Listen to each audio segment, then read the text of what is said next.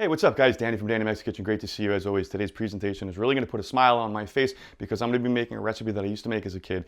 And it's one of my favorite cookie recipes of all time. The reason I haven't made it is because I lost my recipe. Don't know what happened to it until now. Recently I was going through some old boxes. I was looking for something and I came across this, guys.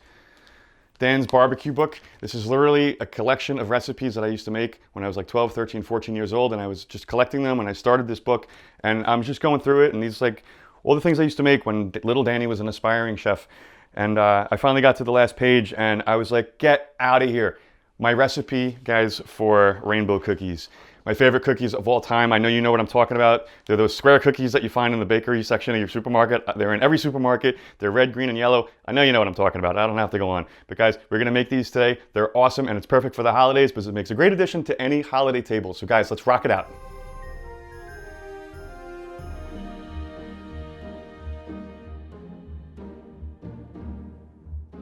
To make this awesome recipe, guys, what we need to do is I have 8 ounces of almond paste, which you can find at your supermarket. I've kind of like broken it up a little bit. I'm going to be using 3 sticks of cubed unsalted butter that's at room temperature. It's very important that it be at room temperature. And I'm going to add 1 cup of sugar. Using a wooden spoon and a little elbow grease, just really start creaming this butter together with the almond paste. So this is kind of the consistency you're going to be looking for. It's not totally incorporated. That's fine because we're going to be switching to a mixer. I didn't use a mixer to start with because it's just really, really difficult and it's easier to do by hand. To this, I'm going to add 2 cups of all-purpose flour and 4 eggs.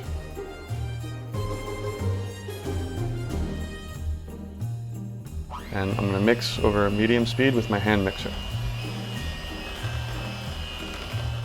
Now the batter is a little thick, so what I'm going to do is I'm going to add a couple ounces of water, about 3-4 ounces I would say, and then I'm just going to keep on mixing just to thin it out a little bit.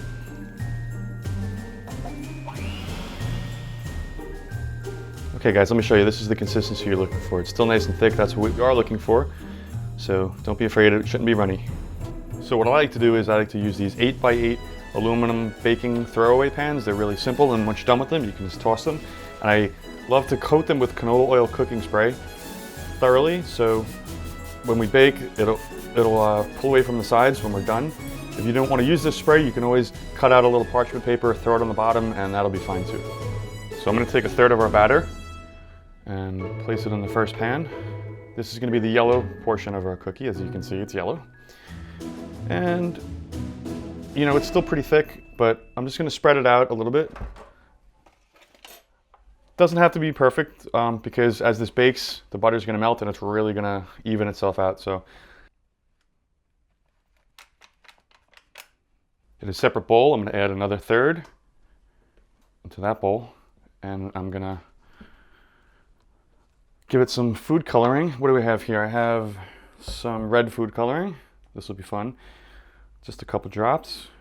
You don't want it to be like bloody red because that'd be really gross. And listen, please don't wear anything white because you're guaranteed to get something on you. If you do, it's like, you know, when you have like pasta and tomato sauce and you're wearing something white, guaranteed. So you know what I'm talking about.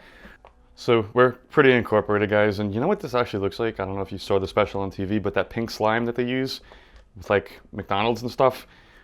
Yeah, really, really nasty, I assure you. This isn't that. And it's absolutely ammonia free and it's gonna taste delicious. So let's move on to the green. Simply transfer this to your other aluminum baking dish.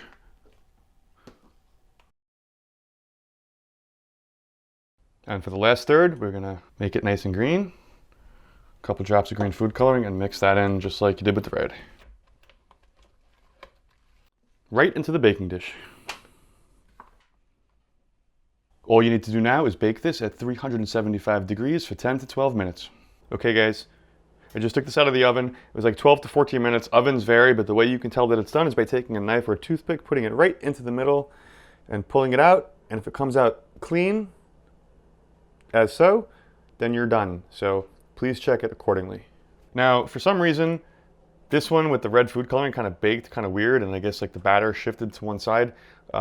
Whatever, we'll deal with it in a little bit. But what I need you to do for all 3 of these is to allow them to cool 100%, and then we'll proceed. So after cooling completely, I have some red raspberry preserves, which I'm going to spread evenly on the first layer. Doesn't matter which layer you use. And I found that the red raspberry is like really, you know, traditional as far as like making these. And on top of this, I'm going to add the next layer. And I'm going to repeat with more of the preserve.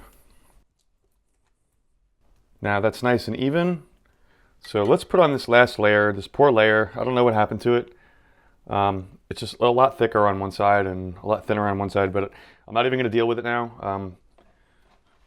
Things don't bake, you know, evenly all the time, so we just have to deal with it and make it happen. So what I'm going to do is I'm going to cover this with parchment paper. I'm going to put it on a plate. I'm going to put some books on top of it. I'm going to refrigerate it for like 4 to 5 hours and just allow these layers to like really compress. And we're going to start making our cookies with a little chocolate. It's going to be awesome, guys. See you soon. So now we're going to melt some chocolate. I have a Girardi chocolate chips, and what I did was I took a large pot with a little bit of water, which is not boiling, it's only simmering, and I put a nice metal bowl on top, and we're just going to slowly melt the chocolate chips.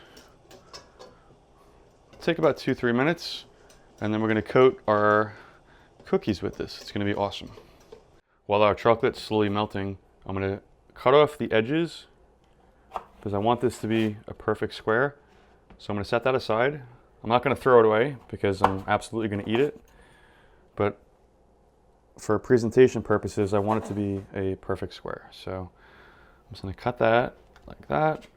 And what we're going to do is we're going to cut this into 3 bars. So 1, 2, 3. Beautiful. And as you can see, you have that green, yellow, red color that you see in the stores, but this is going to be so much better. Our chocolate's nice and melted, so grab a spoon and don't go crazy with the chocolate. We only want a very thin layer, and we're just going to apply it on top, you know, a tablespoon or 2, and do this over waxed paper, okay? And I have this tool that I'm going to kind of just like straighten it out on top. Perfect, and it's going to drizzle over the sides and the back, which is what I want. Perfect. And I'm going to grab some more chocolate, and I'm going to put more on top actually because I want more to go on the sides, and I'm going to straighten it again with that tool. So let's just do that now. Let's just push it on, and as you can see, it's flowing over. Perfect. And then we can straighten it on the sides as well with the tool, as so. And whatever's left over on the parchment paper or wax paper that you're using, we can just kind of like break off, eat, or remelt.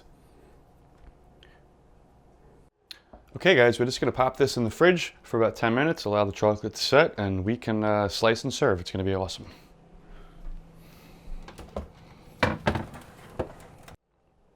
So I let this in the fridge to chill for about 10 minutes. It is on parchment paper, so it's not going to stick. And as you can see, I can lift it up, and it didn't stick. But I'm going to cut this excess chocolate off, which I'm going to save and remelt for further purposes. But now we have this beautiful bar, and we're going to slice it into cookies. The beautiful rainbow cookies, and let me show you guys. This is exactly what I was talking about. These are beautiful, and they're so much better than store-bought because they're moist, they're super delicious, and they're fresh. I know you're gonna love it. Enjoy, guys. Guys, I am so stoked that I finally came across this book. I mean, really, honestly, I thought it was lost forever. I haven't seen it in decades, and I'm just going through it now, and I'm just blown away because, you know what, when I was like, 12, 13, 14 years old and just like going like breasted duck, red wine marinade, and, Cornish game hens and like things, I was so impressionable. And it's like, these are things that really made me wanted to go into like the culinary profession. And I'm so super stoked that I did. And then to come to the last page, when it was the cookie recipe that I showed you guys today, I was absolutely blown away, and I hope you guys enjoyed the recipe. And what's really cool about this recipe is that, you know what, if you're strapped for cash and it's like Christmas or Hanukkah, you know what, you can just like go to your arts and crafts store, get like a round of like, you know, cardboard, get some really pretty cellophane, pile them up, wrap it up with a nice bow, and here you go. That's an awesome gift, and I would love to receive something like that. Absolutely. Guys, if you enjoyed today's episode, please share this with your friends and family on social media. Subscribe to the channel. It was amazing spending time with you guys today. Happy holidays. Till next time, Danny from Danny Mac's Kitchen.